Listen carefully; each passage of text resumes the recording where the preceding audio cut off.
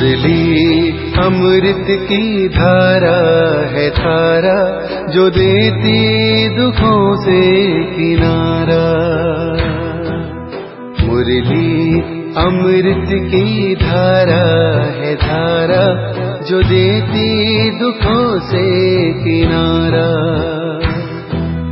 भूले जीवन में हो जाए शिव बाबा मुरली में समझाए। भूले जीवन में हो जाए शिव बाबा मुरली में समझाए। ओम शांति। आज की तारीख है 6/7/2022 की साकार मुरली। बाबा के महावाक्य। मीठे बच्चे, बाप का बनने से तुम बिगर कौड़ी खर्चे सेकंड में जीवन मुक्ति का अधिकार पा लेते हो। निश्चय हुआ और वर्षा मिला। प्रश्न। शुद्ध बुद्धि यानी समझदार बच्चों का कर्तव्य कौन सा है? उत्तर। सच्ची यात्रा करना और कराना, यही शुद्ध बुद्धि बच्चों का कर्तव्य है। सच्ची यात्रा है मन मना भव। इस यात्रा से और धक्कों से बच जाएंगे। जैसे बाप कल्याणकारी है, वैसे शुद्ध बुद्धि बच्चे बाप समान कल्याणकारी होंगे। प्रश्न। बाप तुम बच्चों को कौन सी बात कहते हैं जो तुम सबके कान में सुनाते रहो? उत्तर। बाबा कहें, बच्चे तुम मुझे याद करो। किसी देहधारी को याद नहीं करना है। देहधारी को याद करेंगे तो देह अभिमानी बन पड़ेंगे। इसलिए सदैव समझो देहधारी सब मरे पड़े हैं। हमें बाप को याद करना है। यही बात सबके कान में सुनाते रहो। गीत। तकदीर जगाकर आई हूँ। तकदीर जगा कर आई हूँ, तकदीर जगा कर आई हूँ, जगा कर आई हूँ। मैं एक नई दुनिया बसा कर लाई हूँ, दुनिया बसा कर लाई हूँ।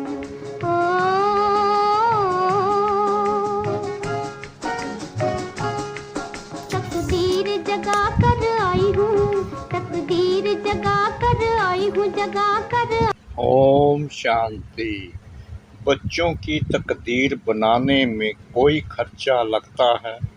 माँ बाप के पास बच्चा आया, बच्चों को कुछ खर्चा लगा वर्षा पाने में। पैदा होने से ही बाप की मलकियत का वर्षा मिल जाता है। अखबार में भी लिखते हैं ना कि फलाने बारिश का जन्म हुआ। बच्चे को कोई खर्चा लगा नहीं, जन्म लिया, उनको कोई खर्चा नहीं। कोई बहुत धनवान है, बच्चे नहीं हैं, एडॉप्ट करते हैं, बच्चे का कोई खर्चा लगा कुछ भी नहीं। यहाँ भी गाया जाता है, सेकंड में जीवन मुक्ति। दुनिया वाले भल जीवन मुक्ति का अर्थ नहीं जानते हैं। अब यह तो जानते हो, विश्व के मालिक जीवन मुक्त देवताएं थे। भारत में ही जीवन मुक्ति होती है। अब बाप पूछते हैं, बाप का बनने में कोई खर्चा लगता है? बस बाबा मैं आपका हूँ गाया भी जाता है। जनक को सेकंड में जीवन मुक्ति मिली, सिर्फ बाप की पहचान मिली। जिनके लिए बाप युक्तियाँ बतलाते रहते हैं। बताओ, पारलौकिक परमपिता परमात्मा से आपका क्या संबंध है? परमपिता वह तो बाप है। बाबा कहते हैं, मेरा बनने लिए खर्चा लगता है? कुछ भी नहीं, सिर्फ मेरा बनो, खर्चा कुछ भी नहीं। एक सेकंड में जीवन मुक्ति, खर्चे की बात ही नहीं उठती। बच्चा आया, क्या खर्चा हुआ? तुम बाप के बनते हो, क्या खर्चा हुआ? सिर्फ बुद्धि से ही निश्चय किया कि मैं आपका हूँ।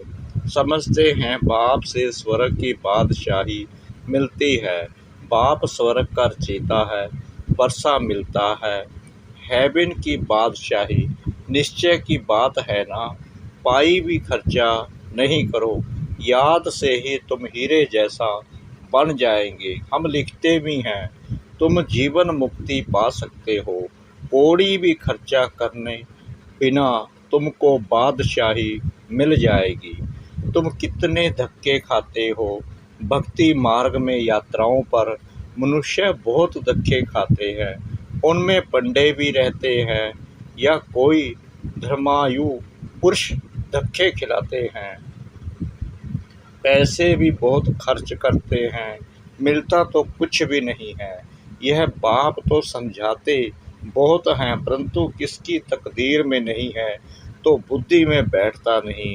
कोई युक्ति निकाल धक्के खाने वालों को बचाए। सिर्फ बाबा की मुरली सुना फिर जाकर सुनाया, यह कोई बड़ी बात नहीं है। किसको क्या बोलना चाहिए, क्या करना चाहिए। ट्रेन में यात्रा करने जाते हैं, क्या युक्ति निकाले। बाबा जैसी युक्ति बतलाते हैं, वह कोई अजुन अमल में नहीं लाया है। कोई को भी प्यार से समझाना चाहिए। पतित पावन ज्ञान के सागर से आपका क्या संबंध है। इस समय तक बाबा को समाचार नहीं लिखा है कि बाबा इस धंधे में मैं लग गया हूँ, फलाने फलाने से पूछा है, वह क्या कहते हैं। कुछ भी बाबा को समाचार नहीं देते हैं। बाबा से तुम 1 सेकंड में जनक मिसल जीवन मुक्ति पा सकते हो।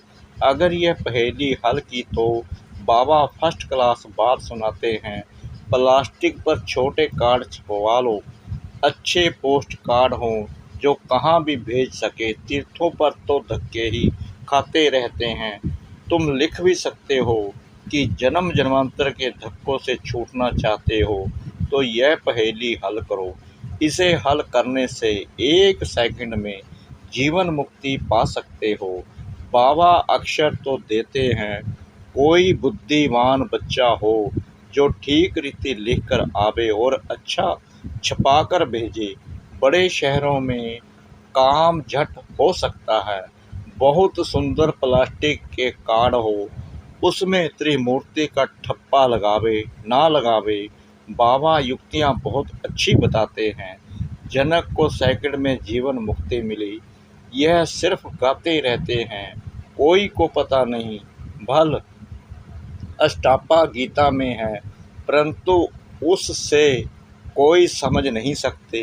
दंत कथाएं हैं, तुम प्रैक्टिकल में समझाने बैठे हो और किसी के समझ में है नहीं।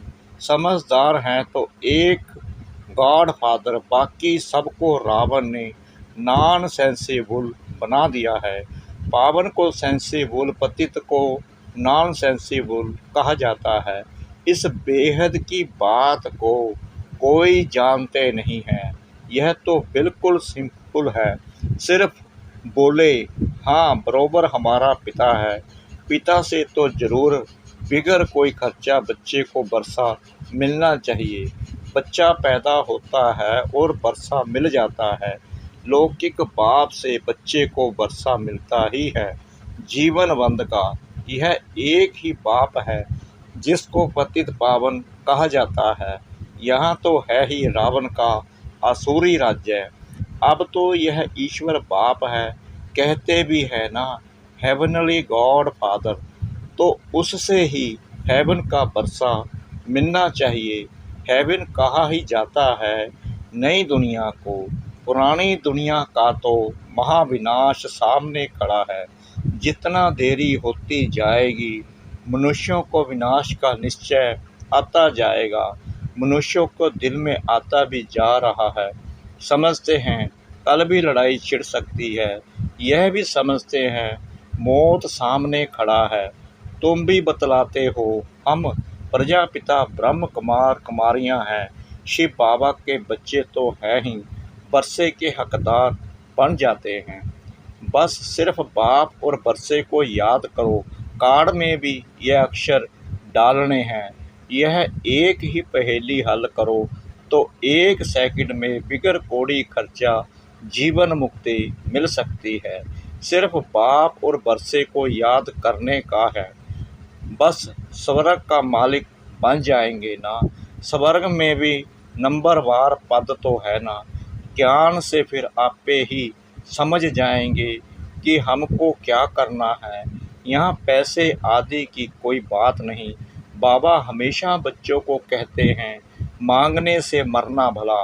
बाप से बरसा पा लिया फिर मांगते क्यों हो। माँ बाप दोनों चाहते हैं एक लड़का वारिस हो। तुम अभी बाबा के बच्चे हो ना, सब फादर कहते हो ना। बाप आत्माओं से बात करते हैं, अरे लड़के तो तुम हमारे हो ना। फिर मुझे और बरसे को क्यों नहीं याद करते हो। इन लड़कों यानी आत्माओं से बात करता हूँ ब्रह्मा तन द्वारा। ब्रह्मा के भी तुम बच्चे ठहरे, नहीं तो ब्रह्मा के घर आ कैसे सकते। ब्रह्म कुमार कुमारियों को परसा मिलता है दादे का। स्वर्ग का चेता कोई ब्रह्मा नहीं है। तुम्हारा गुरु तो कोई ब्रह्मा नहीं है, सतगुरु है ही एक। यह ब्रह्मा भी उससे सीखते हैं। ऐसे नहीं कि सीख कर वह चला जाएगा तो हम गद्दी पर बैठ जाएंगे, नहीं, ऐसा होता नहीं है। सतगुरु एक ही है। हम सब उनसे सीख कर सदगति को पाते हैं। बच्चे सर्विस बहुत कर सकते हैं, बहुत चांस हैं। मंदिरों आदि में भी यह कार्ड ले जाकर समझा सकते हो। कोई काम करके दिखावे। बाबा जो युक्ति बताते हैं बड़ा ही इजी है। बाबा जांच करते रहते हैं।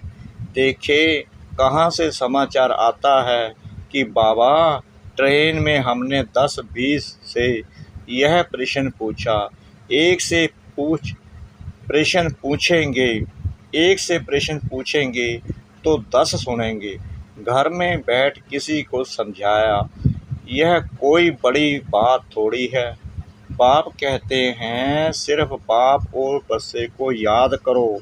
छोटे बच्चे को तो बुद्धि में नहीं रहता है, जब बॉलिंग होता है तब बुद्धि में रहता है। तुम्हारे तो आर्गन्स बड़े हैं, सेकंड में जीवन मुक्ति मिलती है। जानते हो बाबा हमें स्वर्ग का बरसा देते हैं। बेचारे मनुष्य बाहर बहुत धक्के खाते रहते हैं, उन्हों को छुड़ाए कैसे।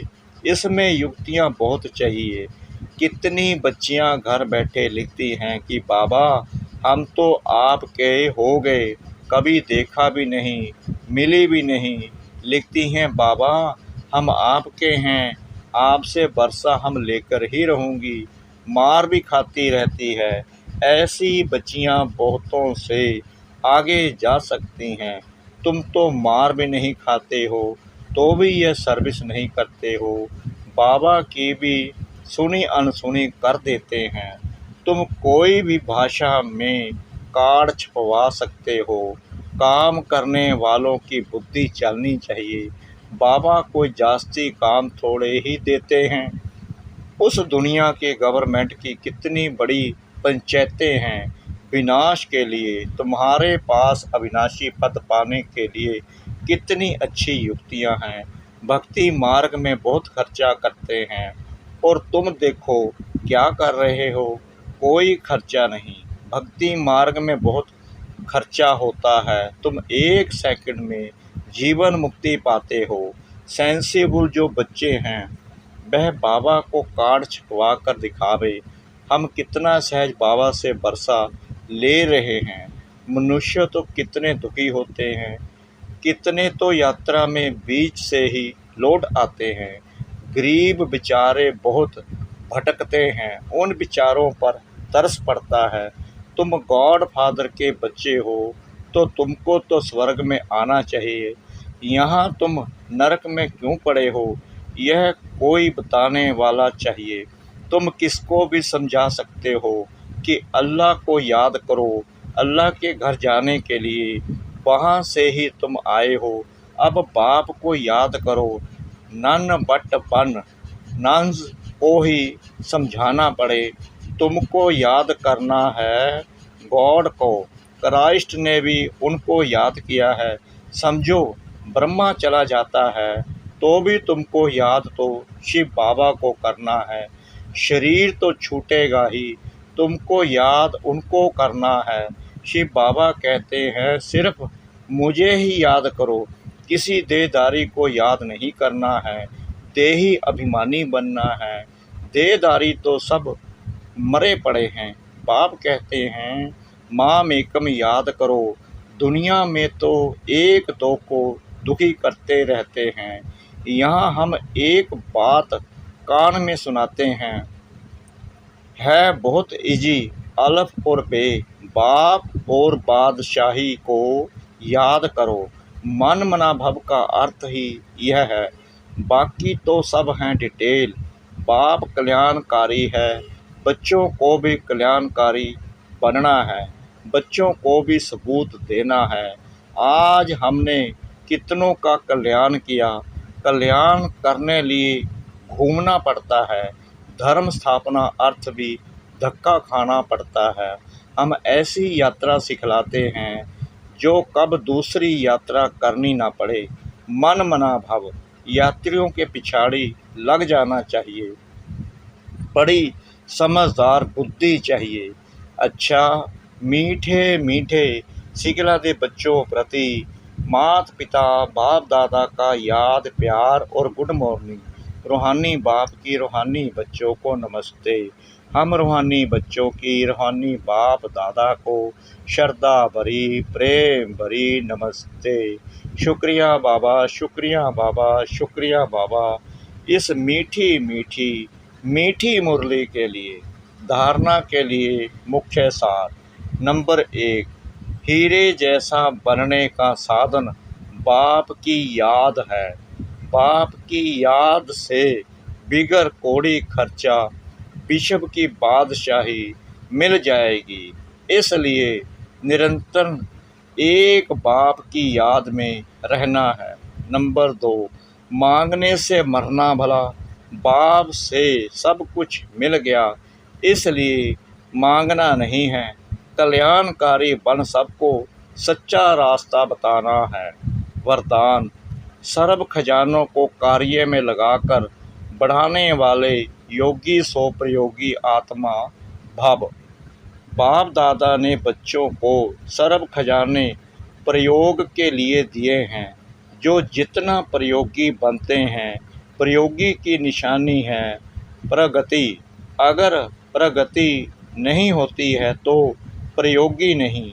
योग का अर्थ ही है प्रयोग में लाना। तो तन मन धन या वस्तु जो भी बाप द्वारा मिली हुई अमानत है उसे अलवेलेपन के कारण व्यर्थ नहीं गंवाना, बल्कि उसे कार्य में लगाकर 1 से 10 गुना बढ़ाना। कम खर्च वाला नशीन बनना, यही योगी सो प्रयोगी आत्मा की निशानी है। स्लोगन, विकर्मों और विकारों का त्याग करना ही सच्चा त्याग है। विकर्मों और विकारों का त्याग करना ही सच्चा त्याग है। ओम शांति।